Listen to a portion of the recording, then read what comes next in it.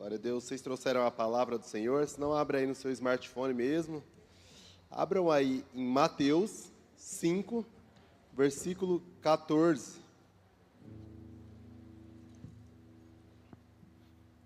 Mateus 5, 14. Versículo bastante conhecido, mas nós vamos trabalhar ele. Todos acharam? Não está aqui no telão. Então, só trazer um panorama para a gente chegar nesse texto. O Senhor, primeiro, Ele vai falar sobre a bem-aventurança. Então, Ele começa trazendo o seu sermão e Ele traz ali um ponto especial. Então, nós estamos diante do sermão mais importante da Bíblia. Jesus, Ele separa um grande sermão no ministério dEle para trazer uma palavra e Ele pontua isso. Então, tudo que Ele vem falar, tudo que Jesus falou é de extrema importância. Mas Ele separou para trabalhar esses pontos. Então, todos estão aí comigo? Lucas 5,14, vamos ler? Vocês são a luz do mundo.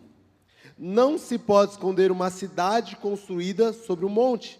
Ninguém acende uma lâmpada e coloca debaixo de uma vasilha.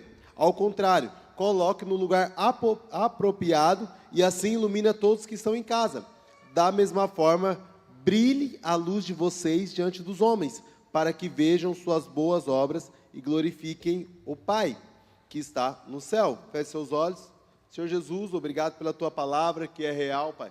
Obrigado, Senhor, em nome de Jesus, pela Tua palavra que é poderosa, que é viva e eficaz, Pai. Está aqui a Tua palavra que nós podemos, Espírito Santo, aprender, Pai, se aprofundar cada dia mais em Tua palavra, em nome de Jesus. Amém. Então aqui, nesse sermão tão importante, Jesus ele frisa esse ponto, sobre somos a luz do mundo. O primeiro ponto que a gente precisa entender é sobre qual que é a nossa identidade em Cristo Jesus.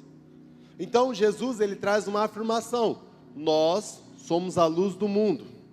Então isso faz parte da nossa identidade, Quando a gente vai ver que Jesus, ele é colocado como a luz do mundo também. Jesus, ele é a estrela da manhã, aquele que ilumina. Um ponto para a gente entender que escuridão, ela não existe. Ninguém consegue trazer a escuridão para um lugar. O que acontece com a escuridão? A escuridão só existe na ausência de luz. Então, quando não tem luz, tem a escuridão. Porém, num lugar de luz, você não consegue trazer uma escuridão para esse lugar. Deu para entender? Eu até preparei um teatrinho, mas falei, não, acho que vai dar para entender. Mas, então nós trazemos um ponto. Existe uma identidade. Vós sois a luz do mundo. Então, como que é ser a luz do mundo? Mas como assim?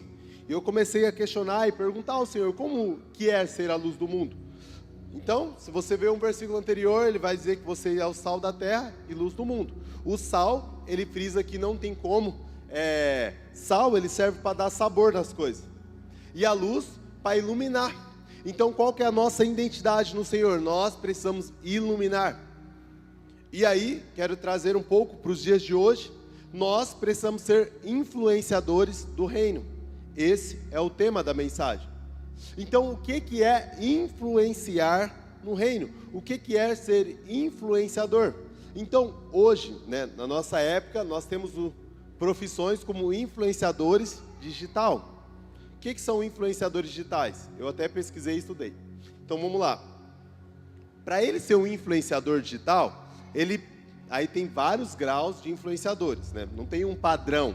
Então, exemplo, o que eles falam que é o mini influenciador, ele tem aproximadamente 10 mil pessoas e um bom engajamento. E aí você vai vendo influenciadores que vão subindo níveis de seguidores e vão aumentando a sua capta mais pessoas e vai influenciando pessoas. E aí vai seguindo, até você tem grandes influenciadores que mudam opiniões, E aí eles pontuam como Virgínia, como essas pessoas que têm uma massa que segue eles. Então, existe agora uma profissão. Estava vendo um vídeo e aí o cara estava entrevistando as pessoas e falou, qual é a sua profissão? Eu sou influenciadora do TikTok. Então, hoje é uma profissão isso. Então, a pessoa vive disso, através de patrocínios, através de monetização do Instagram, do YouTube, do TikTok. Então, o que acontece? essas pessoas se colocam como influenciadores. O que é? Eu influencio as pessoas. Mas quando nós vamos ver para o reino e para a palavra de Deus, o Senhor chama nós para sermos influenciadores do reino. E também, um ponto, existe vários nichos de influência. Então, exemplo, eu agora estou correndo. Existe influenciadores de corrida, que ganham lá as coisas, que vão para as corridas e tal. Vocês podem, tem influenciadores de maquiagem, né, que trabalham, que maqueiam, que fazem essas coisas. Tem influenciadores do próprio meio cristão, tem influenciadores de futebol, né, que aí você acompanha lá. Então, existem vários tipos de influenciadores. O que é? Nesse nicho você influencia. Mas agora, quando Jesus ele vem falar conosco, primeiro ponto ele diz sobre uma identidade. Você tem uma identidade, você é a luz do mundo. E toda luz ela precisa combater as trevas, trazer iluminação para o mundo. Porém, esse nicho, ele vai dizendo assim, todo mundo precisa conhecer a luz que existe dentro de você. Então isso faz parte do mandamento do Senhor. E com isso nós precisamos assumir a responsabilidade de ser influenciadores. O que é? De influenciar a nossa geração. O mundo precisa ser influenciado por nós. E quando eu comecei a ver isso, eu comecei a entender a responsabilidade que o Senhor coloca para nós. Isso não é só uma opção. Se você quiser influenciar, você influencia, senão você não vai. Ele vai dizer assim, como nós lemos, né? Ninguém coloca uma candeia, né? Aqui tem outra versão que eu também coloquei. Ou ninguém coloca, né, uma luz debaixo da vasilha. Ao contrário, ele coloca no lugar apropriado para iluminar. Então, o que acontece? Nós não podemos nos ausentar de falar do Evangelho. Nós não podemos nos ausentar de pregar o Evangelho. Porque isso ele é um mandamento do Senhor. Agora vamos lá. Pastor, o que é pregar o Evangelho? Porque nós associamos a pregação do Evangelho com o que eu estou fazendo aqui, o ato. Que é estar no altar, num púlpito, falando de Jesus, compartilhando da palavra de Deus. Mas a pregação do Evangelho não se resume a isso. A pregação do Evangelho significa que aonde nós estivermos, nós precisamos ser luz naquele lugar. Nós precisamos que a nossa atitude influencie pessoas para o caminho do Senhor. Então vamos lá. Aonde você estiver, pastor, eu tenho o meu trabalho. Eu trabalho numa loja, numa empresa, em X lugar. Quando você tem feito e buscado uma oração naquele lugar? Quando você tem colocado, não sei se vocês comem na marmita, na minha época era marmita. Então, come a marmita lá, ou vai no restaurante e vocês fazem uma oração naquele lugar. Aquilo já é um lugar de influência. Quando minha mãe, exemplo, se eu estou aqui pregando o Evangelho, é porque o Senhor alcançou a minha mãe. Minha mãe, como ela foi alcançada? Um pessoal, o fretado que ela pegava, chegava antes, vamos lá, chegava às 7 horas o fretado, 7h30, e ela entrava para o trabalho às 8. Então, naqueles tempo ali, a galera ficava conversando, falando da vida, esperando da hora para bater o ponto. E aí uma mulher falou assim, uma vez por semana nós vamos fazer uma oração, vocês aceitam? A gente só quer orar para Deus abençoar o dia, abençoar a semana. E ela começou essa oração. E aí ela começou só de segunda. Aí começou de segunda a quinta. De repente estavam todos os dias orando. E aí ela pegava os pedidos de oração, olha, eu quero pedir pela minha família, eu tenho 2 filhos, minha mãe falava, eu tenho 2 filhos, eu quero que a gente ore pelos meus filhos. E tal, ele não tem pai, tem dificuldade, e ali ela foi alcançada pelo Evangelho. Então o que acontece? Nós precisamos ser um canal de influência, e com isso, a gente precisa entender a responsabilidade disso, para tomarmos uma atitude. Quando você puxou uma oração no seu ambiente de trabalho? Quando você puxou uma oração no seu ambiente familiar? Todo Natal e aniversário da minha avó, eu paro tudo e puxo uma oração e dou uma palavra. É padrão. Como eu fiz isso? Eles convidaram você porque você era pastor? Não. Eu cheguei lá na minha avó, a anfitriã, porque quando a avó fala, a terra para. Eu falei, vó, você sabe que eu sou pastor, né? Ela falou, sei. Na verdade, eu não era nem pastor quando eu fui. Eu falei, você sabe que eu sou da igreja, né? Ela, então, tá. Eu falei, eu posso orar por você, para que o Senhor Jesus... Ela falou assim, e Maria também, né? Eu falei, Maria também. Maria abençoa também, vamos lá, e tal. E aí, ela é católica, e aí eu comecei a fazer uma oração. Todo Natal e aniversário dela, aí ela já me procura. Vai ter a oração, vai ter a oração. Nós precisamos entender que nós precisamos começar a se posicionar nos canais e nos lugares que Deus tem nos dado. Se Deus te colocou nessa família, pastor, você não sabe como é minha família. Minha família é conturbadíssima. Minha família é um caos. É neste lugar que o Senhor te colocou. Eu sei que família, casa, ele é um lugar mais difícil de você levar o evangelho. Pro meu irmão, para minha mãe já é convertida, mas pro meu irmão foi um lugar mais difícil. Por quê? Família, ela conhece seus defeitos. Em casa, você desarma. Então, exemplo, quando minha mãe, jovem, brigava e a gente fazia as coisas, eu tinha mania de bater a porta, agora vocês vão rir, pegar o travesseiro, colocar na cara e gritar. Adolescente, gente. Vocês nunca fizeram isso? Alguém já fez isso? Ah, tá, obrigado, viu? Ninguém fez, só 2 pessoas? Gritou no travesseiro? Meu Deus, gente, vocês não fizeram infância certa. O que acontece? Era padrão. Aí, exemplo, sábado à tarde, sábado à noite tinha culto. Aí minha mãe já brigava, você não lavou o banheiro, não faz nada. Cara, eu já começava a brigar e discutia, ou eu brigava com meu irmão, era o quê? Pau! Ah! Eu falava, esse moleque é louco. E aí já vinha, aí a briga não era nem com meu irmão já saía de lá e vinha. Aí depois você vai para a igreja, aí depois você quer ir lá falar que eu vou para a igreja. E aí já começa. Falando. Você quer ir para a igreja, você quer fazer isso, e tá aí, batendo na porta, respondendo mãe. Só sabia um versículo, meu irmão, honrar pai e mãe, era o que ele falava. Você não viu que na Bíblia tem que honrar pai e mãe? Era só esse que ela sabia, que ele sabia, ele só falava isso. E aí, ficava falando, e aí como que eu vou me posicionar num ambiente desse? O que acontece? É mais difícil pregar o evangelho num lugar onde as pessoas conhecem seu defeito. E você não precisa ser um semideus. Claro que nós precisamos trazer ali, né, um exemplo de cristão, ter paciência, mas às vezes nós temos a nossa humanidade, às vezes nós estressamos, às vezes nós ficamos nervosos, como eu contei esse exemplo. Mas isso não pode impedir a nossa pregação do evangelho. O que aconteceu? O meu irmão, hoje ele está nos caminhos do Senhor, glória a Deus, frequenta aqui a igreja, mas ele foi através do minha mudança. Então aquele que pegava o travesseiro na boca e ficava gritando que nem um louco, parou. Aquele que batia a porta, parou de bater. Vocês estavam me zoando, né? Já.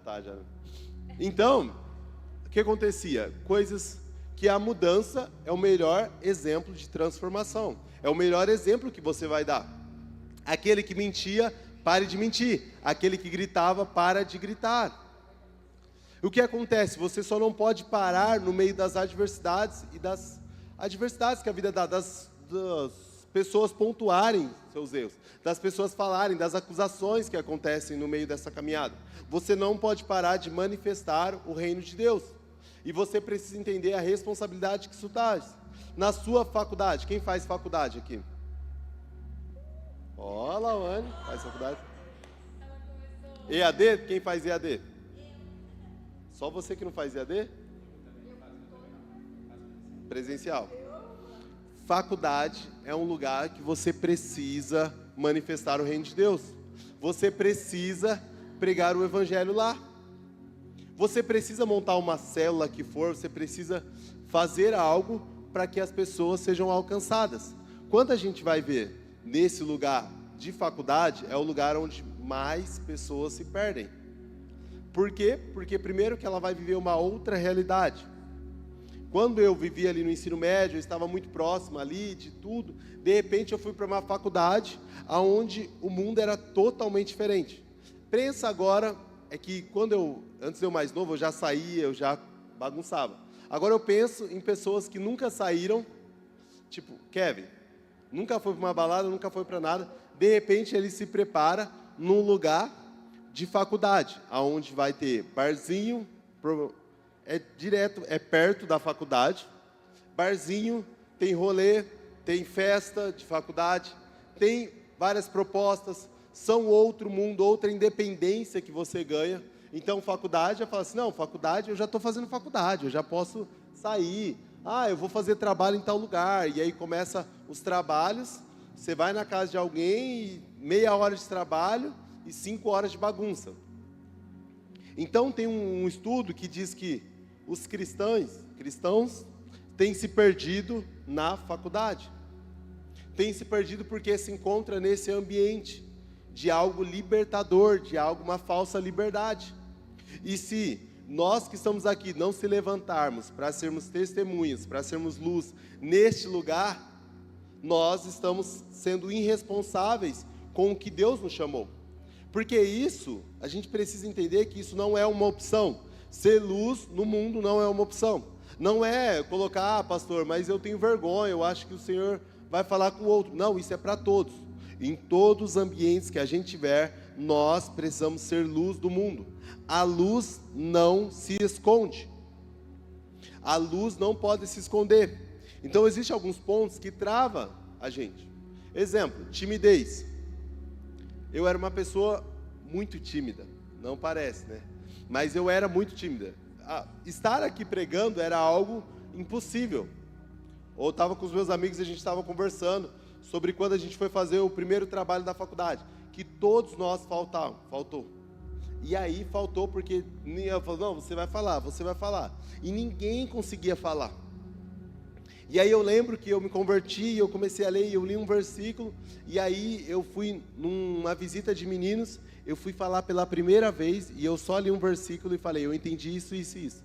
Eu voltei para casa, parecia que eu tinha matado um leão por dia. O que acontece? Este ambiente é um ambiente de você se desenvolver, mas a timidez não pode te ausentar, não pode. O medo, né? Que a timidez, na verdade, ele é um medo de você falar em público.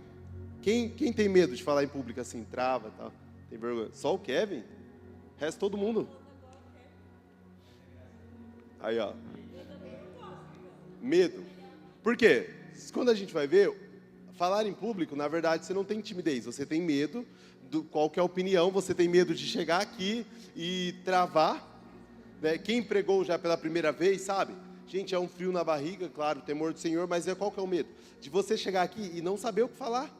É o medo de, tipo assim, do nada você já falou tudo que tinha que falar e deu 10 minutos, e são 40 minutos de mensagem, e você fica nervoso, e você começa a falar, tá todo mundo me olhando, todo mundo sabe que eu falei isso, todo mundo sabe que minha mensagem está errada. Então, é o medo da opinião das pessoas, é o medo do que as pessoas vão pensar do que eu estou fazendo. Só que existe o medo que te paralisa. O que é esse medo? É o medo que não faz você tomar essa atitude. O medo, ele te paralisa. Ele é a ponto de falar assim, eu não vou abrir um culto, eu não vou orar, eu não vou pregar, porque eu tenho muito tímido, eu tenho medo, e isso te paralisa. E esse medo, a Bíblia vai dizer que o amor lança fora todo medo. Vou trazer uma explicação simples. Então vamos lá. Eu acho que aqui, você é mãe? Sim? Então vamos lá. O restante ninguém é mãe, né? Então vamos lá. A mãe vai entender mais isso, o pai vai entender mais isso. Vamos trazer exemplo. Sabe a Bandeirantes? É uma avenida, uma rodovia.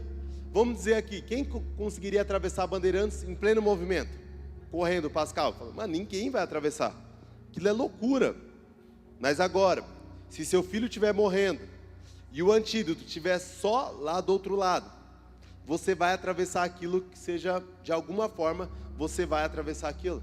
Se sua mãe, se o antídoto da sua mãe, para salvar a sua mãe, você precisa atravessar aquilo. O que é? Você tem medo? Tem. Porém, o amor pela sua mãe, o amor pelo seu filho é maior do que o seu medo. Por isso que a Bíblia diz que o amor lança fora todo medo. Você não ama suficiente as pessoas e os filhos perdidos a ponto de se expor. Essa é a realidade. Então você não fala em público, você não se posiciona na sua família, você não se posiciona no lugar onde colocou, porque você não ama eles a ponto disso. Porque se você amar e falar assim, ó, minha família, meu irmão, como eu citei, meus familiares estão indo para o inferno se eles continuarem nessa vida. Eu amo tanto eles que eu preciso anunciar o evangelho, que eu preciso falar que existe um Deus que ama eles, eu preciso orar pela vida deles. Se você não prega o evangelho na sua faculdade, no lugar onde você está, no seu trabalho, é que você está dizendo, todos esses filhos perdidos que estão no meu trabalho, eu não amo eles o suficiente para pregar o evangelho. Então, qual que é a matemática? A matemática é, quanto mais amor, menos medo. Claro, agora eu vou falar de outro medo. Um medo que você fica nervoso, que você faz, mas esse não te paralisa. Não tem como você ignorar esse medo. É o quê? Exemplo, antes de subir aqui eu ficava nervoso. Ah, mas você prega direto. Eu fico nervoso toda vez que eu subo. É a palavra de Deus, é o temor do Senhor, mas também o medo de, será que eu vou conseguir me expressar de uma forma legal? Será que vai dar certo? Será que vai acontecer? E isso é bom. Às vezes quando eu vou pregar lá na minha família, eu falo, nossa, será que vai dar certo? Será que vai acontecer? Isso é um receio, isso é um temor do Senhor, né? Você vai sentir como um medo mesmo, esse sentimento, de às vezes não querer fazer, de não querer falar, mas isso não pode te paralisar de pregar o evangelho, porque quanto mais amor, menos medo. Quanto mais amor, quando isso fala assim, cara, eu amo a ponto de entregar minha vida, eu amo a ponto de viver isso. Quando eu fui escrever meu primeiro livro, eu escrevi meu primeiro livro, mas eu não ia lançar. E aí, eu lembro que eu peguei a minha filha, foi no nascimento, no hospital lá, a médica foi, colocou ela no lugar lá e depois deu para me segurar. E aí eu segurei e a Camila estava fazendo os curativos e aí eu comecei a chorar ali. Cara, é uma emoção única, né? Quem vai ser pai nesse momento vai entender. É uma emoção única.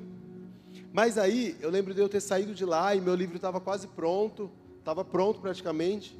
E aí, naquele momento, eu comecei a chorar. Por quê? Eu comecei a falar assim, ó, daqui a pouco eu vou ter que sair daqui. E se eu for atropelado? E se eu morrer? O que minha filha vai saber? Como minha filha vai conhecer o evangelho? Como que vai fazer as coisas? E eu comecei a me preocupar do que eu vou deixar para minha filha de Jesus. Qual que vai ser as minhas experiências que eu vou deixar para ela viver, para ela conhecer Jesus, como ela vai conhecer Jesus? E eu comecei a pensar, refletir nisso, a ponto de eu falei assim, cara, o medo de não conseguir vender, o medo de não conseguir pagar os custos do livro, foi pequeno. Eu entendi que a mensagem é maior que o meu medo. E aí eu fui e lancei o livro. O que acontece? Eu comecei a entender um amor, né, mãe assim, vai entender um amor totalmente diferente, a ponto de você não ter medo das coisas, a ponto de você avançar. Por isso que o casamento, filhos, é uma bênção. Não queiram dizer que, casamento não é, tem luta, agora que é casada aqui já, a Carol, Léo, tem luta, tem dificuldade, mas isso também te amadurece. Quantas vezes que você entende, olha, se vocês conseguirem anotar essa frase, é muito importante. Maturidade é o que você faz não querendo fazer. Quanto mais coisas você faz que não quer fazer, mais maduro você é. Por quê? Casamento, isso te ajuda bastante. Ou até o jovem que mora com a mãe, que mora com o pai, você tem que se ausentar de algumas coisas para estar debaixo da autoridade. A autoridade da sua casa é o seu pai, a autoridade da sua casa é sua mãe. E aí você está nesse lugar, e às vezes você quer chegar a hora que você quer fazer as coisas, e toda vez que você é barrado por isso, isso te amadurece, porque é uma coisa que você não quer, mas você precisa entender que existe limites, você precisa entender que existe governo. Quando você vai para o seu trabalho, se é nítido, você pegar uma pessoa que não trabalha e uma pessoa que trabalha, você vai ver que a maturidade da pessoa que trabalha, que lida com chefe, que lida com pressão, ela aumenta. Porque você começa a fazer coisas que você não gosta de fazer, mas que você precisa fazer. Eu comecei a entender esses pontos na vida. Então, agora eu estou bebendo 3 litros de água. Gente, tem uma hora que você empapuça. Alguém já tentou beber muita água assim? Vocês têm que seguir a vida fitness, gente. Já bebeu muita água? Cara, chega uma hora que você empapuça. Chega uma hora que você fala, mano, eu não aguento mais beber água. Mas eu comecei a entender, maturidade. Eu sei que o meu organismo, ele precisa dessa quantidade de água. Então eu preciso fazer coisas que eu não quero fazer para que tenha uma vida mais saudável. Então você precisa entender que para ser luz do mundo, você precisa ter maturidade. Porque você vai fazer coisas que você não quer fazer. E eu comecei estudando, nesse ponto de maturidade, a vida de influencer. Gente, aquilo, todo aquele cara que tem destaque, todo aquele cara que vai, ele gasta muito tempo estudando para fazer roteiros, para fazer as coisas. Quando você olha, você vê a pessoa falando assim, meu dia é isso e tal, tal, tal. Cara, isso tudo está num calendário, está programado. Ele tem um social media que cuida, que monta para ele falar qual que é a hora que ele vai dar bom dia, como que ele vai dar bom dia, como que vai ser o vídeo, como que é a característica que traz, quando ele mostra essa pessoa, quando mostra a família dá mais engajamento, como que você vai... Então, eu comecei a ver que essas pessoas que usam a influência para influenciar pessoas, eles têm um calendário, eles têm responsabilidade com as coisas. Eles não levam a vida como, eu estou aqui, vou fazer e vou postar a hora que eu quero, vou fazer. Não. Então, essas pessoas, para influenciar, eles precisam ter disciplina. E nós, para sermos influenciadores do reino, para influenciar, para levar uma palavra de Deus, nós precisamos ter disciplina. Qual que é a disciplina? Primeiro, você não consegue ser luz se na sua vida tem trevas. É impossível você levar luz se no seu coração tem trevas. O que a Bíblia vai dizer? Se os seus olhos forem bons, todo o seu corpo será bom. Mas se os seus olhos forem maus, grandes trevas há em você. Então, para você ser luz do mundo, você precisa entender o que os seus olhos têm visto, o que você tem consumido no seu dia a dia. Pastor, eu fico horas rolando Reels, vendo Instagram, vendo as coisas, aquilo é o que você tem consumido. E, pastor, não, eu maratono uma série lá, e eu gosto e só fico vendo isso e tal, e você não vai ler a Bíblia, você não vai buscar o Senhor, você não busca conteúdos cristãos, você não busca isso. Logo, há trevas em você. Não tem como ser luz no mundo tendo trevas no nosso coração. Então, o que os nossos olhos vão ver, né? E quando ele diz olhos, ele diz tanto na parte literal e tanto na ótica que você vê a sua vida. Então, como você vê a sua vida, a ótica que você vê as coisas. Se você vê a ótica, eu não sei se vocês já trabalharam ou já conhecem alguém que só murmura, só reclama. Tudo que você vai falar, a pessoa reclama. A ótica que ela vê a vida é assim, é para baixo, é desanimador. Você vai dar uma ideia, nossa, Carol, mano, eu pensei nisso, da gente fazer isso, isso, isso. Cara, acho que vai dar muito trabalho, não é? E tal. Não, nossa, cara, e vai fazer, cara, nossa, a empresa vai melhorar, vai dar vale alimentação. Nossa, mas e o refeição? Cara, a pessoa nem agradece pela alimentação e está reclamando pela refeição. E vai ter isso aqui, a gente vai fazer e tal. Não. Cara, o que acontece? A ótica dessa pessoa, ela só consegue ver coisas negativas. Se você tem uma ótica de vida, que você só consegue ver problema na sua vida, grandes trevas aí em você. Porque você é uma pessoa que só reclama. Você é uma pessoa chata, falar a verdade. Ninguém gosta de estar do lado de pessoas que só reclamam.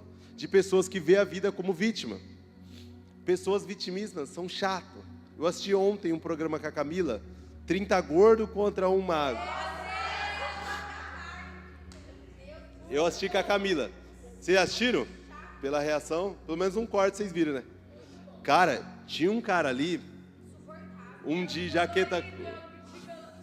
Cara, eu falei assim, ele acabou. Todo gordinho era legal.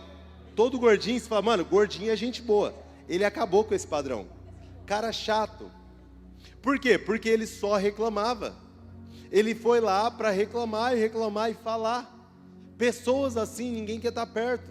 Não adianta você querer levar a luz do mundo se você é chato. Não seja vitimismo. Porque minha vida é sofrida. Gente, você vai falar com a irmã, ô irmã, tudo bem? A paz, como está a vida? Pastor, você sabe, né? É sofrido, é vida. Aí você passa 2 finais de semana, ô irmã, como estão as coisas e tal? Pastor, você sabe, é sofrido, né? A vida do crente não é fácil. Aí passa mais 3 semanas, senhor, irmã, como estão as coisas? Pastor, você sabe, né? Como que é? Nós estamos aí, vai ter vitória. Cara, faz 4 finais de semana que eu estou perguntando para vocês, só tem coisa ruim. Que vida é essa? Que vida amarga é essa? Por quê? Porque entrou num ambiente de vítima. Então, o que conta? Toda pessoa que é vitimismo, toda pessoa que é reclamona, há trevas sobre ela, porque ela enxerga a vida como trevas. Ela enxerga a vida como a vida fosse ruim. Ela enxerga, então ela traz isso para a realidade. Não tem como você ser luz do mundo trazendo trevas. Porque a Bíblia vai dizer, né, quando os fariseus começam a questionar Jesus ali sobre lavar as mãos dos discípulos e tal, ele vai trazer uma coisa. O que tem importância, né, é o que sai do que o que entra. O que acontece? O que sai é o que revela o que está dentro. Na boca dos fariseus só saía murmuração, só saía pecado, só saíam essas coisas. Por quê? Porque o que vale mais é o que está saindo. Só que o que você ingere, o que você absorve, vai sair dessa forma. Então vai sair através de murmuração, vai sair através de reclamação, porque você tem absorvido essas coisas. Então quando Jesus ele vai te chamar para ser luz, você precisa ter luz dentro de você. Você precisa entender que existe uma responsabilidade para pregar o Evangelho, que isso não é uma brincadeira, que isso não é, pastor, eu vou seguir minha vida assim, não. Vai lá, uma coisa simples, vai ler a Bíblia, posta um story, vocês são jovens, né? Galera que nós, né? Vocês não, nós, eu também incluo nisso, só tô careca. Mas nós somos jovens, então, exemplo, nós podemos usar a internet para abençoar, posta um versículo, posta alguma coisa, que isso pode alcançar outras pessoas. Quando chega no seu serviço, pega o versículo que você leu e comenta. Fala, cara, nossa, eu li sobre isso, olha que interessante. Às vezes você fica falando sobre futebol, Mary Kay, Virgínia, 30 gordo e um magro. Vocês falam de tudo, mas nós precisamos falar da palavra de Deus. Então, isso precisa ser intencional, porque intencionalidade é maturidade. Você chegar lá e falar assim, hoje eu vou abordar aquele rapaz, que eu sei que ele está passando por isso, isso e isso. E aí eu vou falar sobre esse tema, sobre isso. Então, aí o que é? Ser intencional.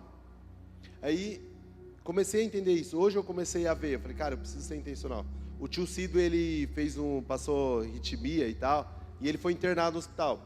E aí eu cheguei, aí, tipo assim, ele leu a Bíblia. Mano, a galera tá eufórica, o tio Cido leu a Bíblia. E tava lá, quando eu cheguei lá, fui lá. E aí, a Dani falou assim, nossa, fala com ele, porque ele quer aprender sobre cura.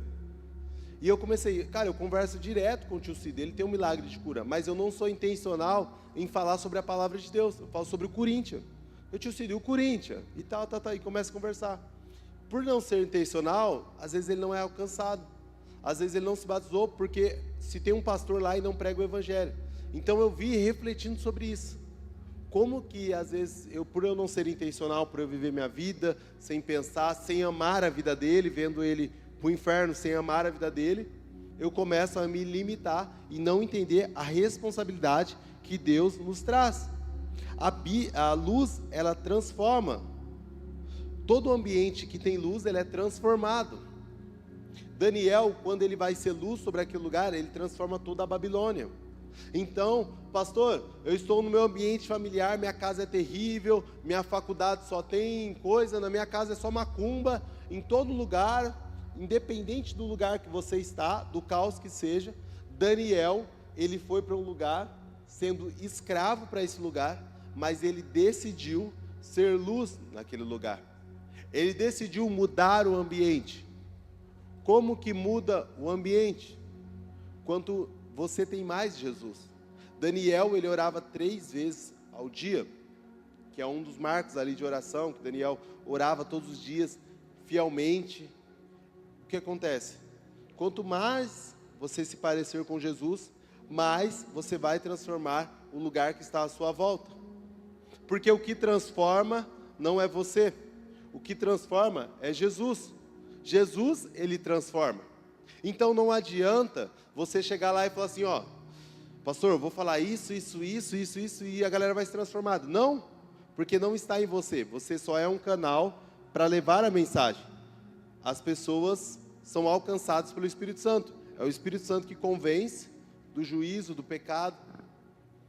Então, para ser luz, nós precisamos estar em comunhão com Ele. Para transformar o lugar onde a gente está, nós precisamos estar em comunhão. E eu comecei a refletir, uma das coisas que eu estou refletindo e aprendendo, é sobre ser um com Jesus. O que é ser um com Jesus?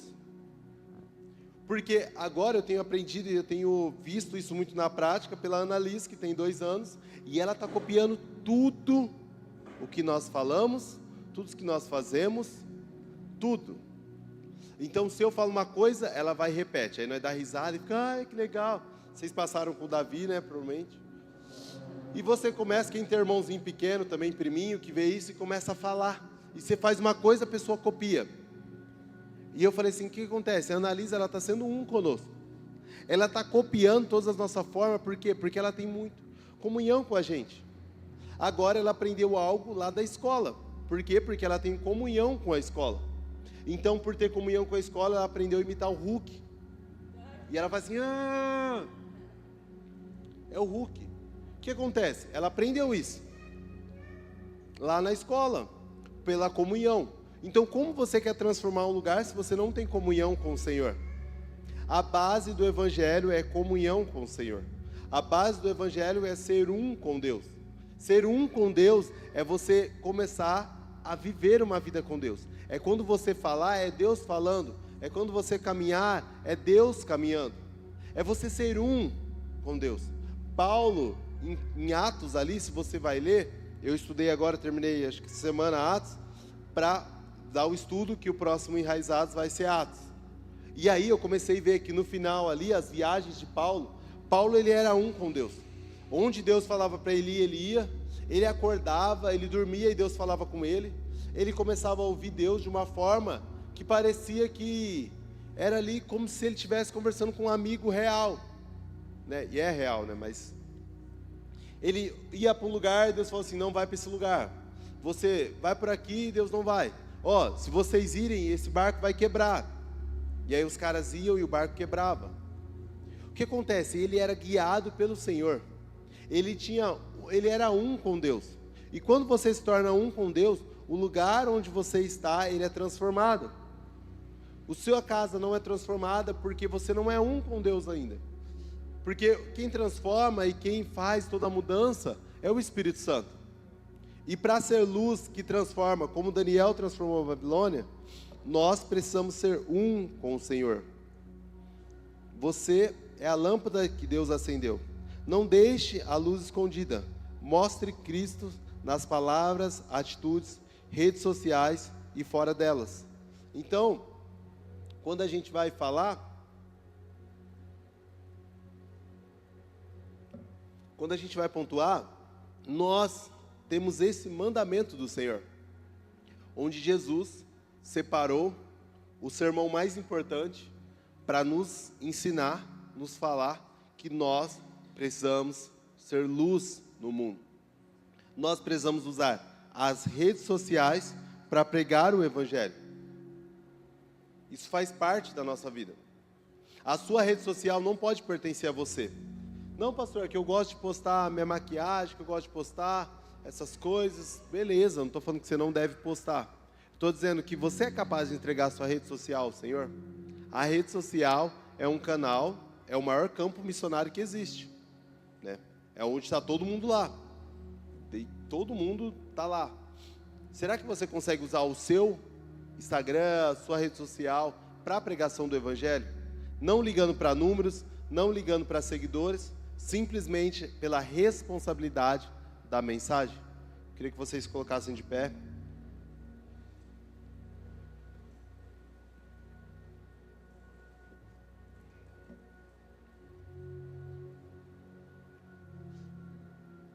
E o último ponto para nós orarmos é o quanto que a responsabilidade da mensagem tem no seu coração. Porque eu não faço as coisas por um gosto, mas sim pela entender a responsabilidade. A responsabilidade é maior que minha casa. Isso tem alinhado. A palavra é maior que minha casa. Então, minha filha e minha esposa ficam e eu vou levar a mensagem. e a gente está alinhado. Por quê? Porque a palavra é maior. Então eu não governo a minha casa pelo que a gente pensa. Ah, não, o padrão é esse, o certo é esse. Não, o padrão é a palavra. A direção é a palavra. A mensagem que nós carregamos como família é maior do que nós. A mensagem que você carrega é maior que você. Você precisa entender isso, que a mensagem que você carrega é maior que você. Então, quem governa a sua vida não é você, mas a palavra que você carrega. A palavra que Deus liberou sobre a sua vida é maior do que tudo na sua vida. É maior do que os seus interesses, é maior do que os seus sonhos. Às vezes você fala assim, cara, meu sonho é esse, esse, esse. Você consegue abrir mão do seu sonho por uma palavra? Se a gente for falar com Pedro, qual que seria o sonho de Pedro? Provavelmente, eu vou ganhar o campeonato de pesca de Cafarnaum.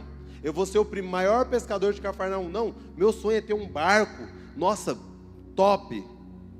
Mas quando ele encontrou o Senhor, ele se tornou um pescador de homens. Ele abandonou o sonho dele para viver o sonho de Deus. Porque a mensagem que ele carregava era maior. A mensagem que ele carregava não fez ele parar no meio de um erro, no meio de negar Jesus. Porque a mensagem que nós carregamos é maior do que nós, do que as nossas vontades. Queria que a gente orasse, você fechasse seus olhos. Que você falasse com o Senhor. Todos nós temos uma mensagem, temos uma palavra, e nós precisamos assumir a responsabilidade dessa palavra. Senhor Jesus, Pai, o Senhor liberou uma palavra, Senhor. O Senhor liberou uma palavra sobre a nossa vida, Senhor. A Tua palavra é luz para os nossos caminhos, Senhor. Senhor, em nome de Jesus, Pai, que a Tua palavra, Pai, seja viva e eficaz em nossas vidas, Pai. Senhor, em nome de Jesus, que a Tua palavra venha de encontro ao nosso coração, Pai. Que a Tua palavra possa nos transformar, Pai. Que nós podemos ser testemunhas